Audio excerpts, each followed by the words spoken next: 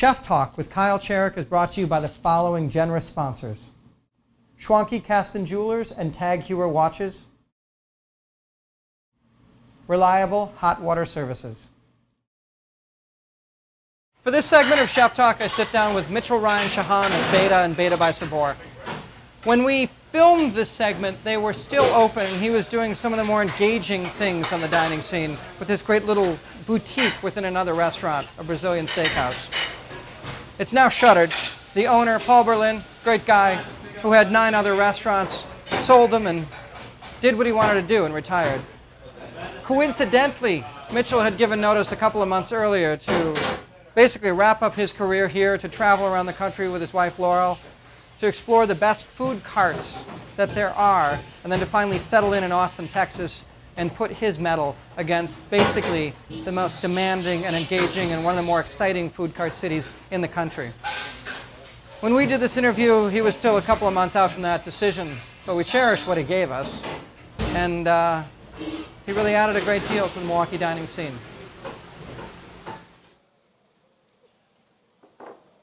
So the first time I met you, you were doing some crazy dry ice thing, and it was at a restaurant expo, and you looked like a mad scientist, and you said, "Hey, I know you." Yeah. Yeah. Liquid nitrogen ice cream I was making.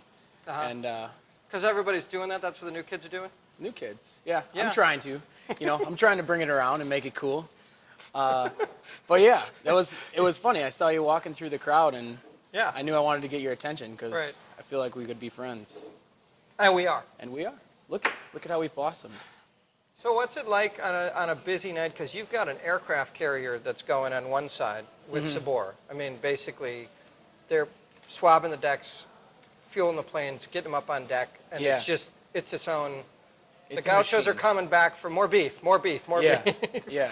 And then It's there's this crazy. little Hermes boutique over here going on, that these great little packages come out. It's interesting when you look at it how it fits into the system, because it's full on like 12 different cuts of meat going out and coming back in entirely, and then there's a pocket Right. where these little handcrafted plates come together like right next to the mass-produced beef station, and they walk out like in the same way, and it's I've seen it, pretty and much- they are. It's like they're. it's like a little ballet of Yeah.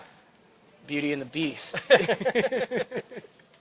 So, for the Sabor side of it, all around I have an amazing team that helps me out, obviously, because it's a high functioning Right. facility. On the Sabor side of it, I got 2 guys that that handle the situation, and I can count on them for anything. And that was you years ago. Yeah, and they've stepped into the part.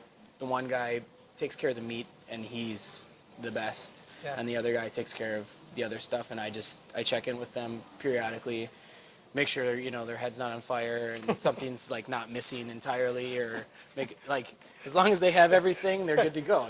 Yeah. And It's and like that gives camping. that gives me the opportunity with their help to have fun and make the beta stuff. But it's an all day long process between on the backside. I always make it very apparent with everybody, like we're one team Yeah. with 2 goals. Yeah. So everybody does everything. Everybody does a little bit of everything. So it's pretty great how it works out in the end. How do I say this? What gets your rocks off about what you get to cook for the beta menu Well, versus just being a chef the way that you were before? it's whatever I want. The thing that I love about it is Paul, the owner, he likes the way that I cook. So there's not much held over me like you can or can't do this.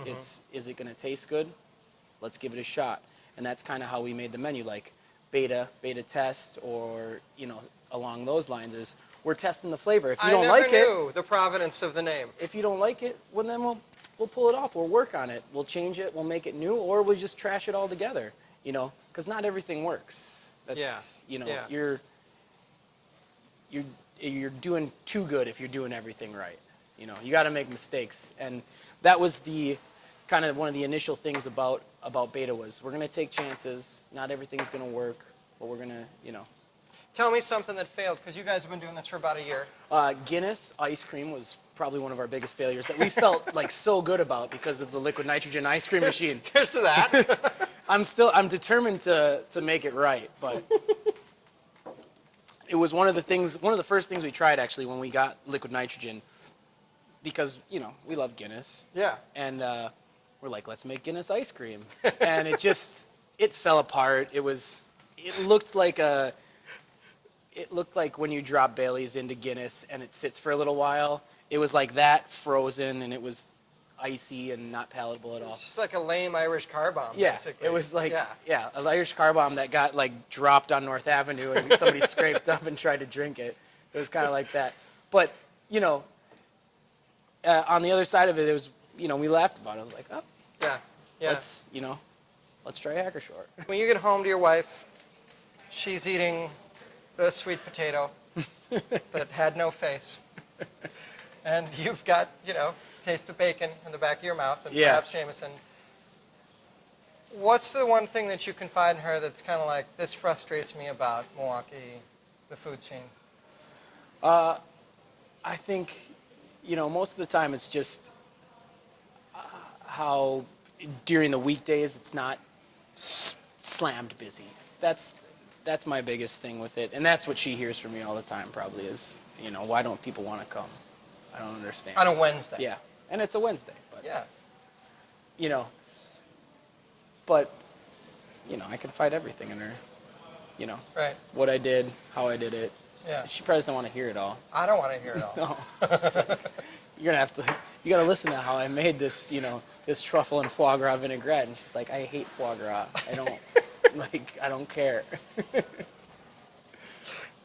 So, but it's just, you know, that's the beauty of it. And then we just, you know, sit on the couch, the dog jumps on my face, Yeah.